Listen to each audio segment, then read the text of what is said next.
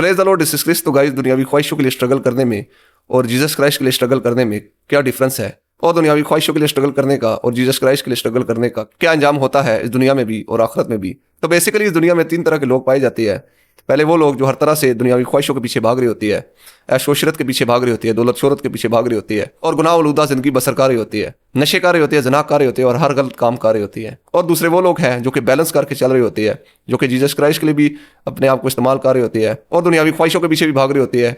ऐश-ओ-इशरत और दौलत शोहरत के पीछे भाग रही होती है और बुरे काम जैसे नशा, ज़िना, चोरी चकारी वो भी वो लोग कर रही होती है। और तीसरा वो लोग हैं जिनको इस दुनिया से कोई मतलब नहीं, दुनियावी ख्वाहिशों से कोई मतलब नहीं, ऐश-ओ-इशरत से कोई मतलब नहीं, दौलत शोहरत से कोई मतलब नहीं। उन्होंने अपने बदन को, अपनी रूह को, अपनी सोचों को जीसस क्राइस्ट के हवाले कर दिया है। तो जो लोग दुनियावी ख्वाहिशों के पीछे भाग रहे हैं, ऐश-ओ-इशरत के पीछे भाग रहे हैं, दौलत शोहरत के पीछे भाग रहे हैं, तो उनको इस दुनिया में कॉन्सिक्वेंसेस को फेस करना होता है, जैसे डिप्रेशन, बीमारियां, सुसाइड। क्योंकि बहुत से लोग अपने गलत कामों की वजह से, ज़िना की वजह से बीमारियों में चले जाती है। और बहुत से लोग दुनियावी सक्सेस के लिए स्ट्रगल कर रहे होती है, लव के लिए स्ट्रगल कर रही होती है, लेकिन जब वो फेल होती है तो फिर वो डिप्रेशन में चले जाती है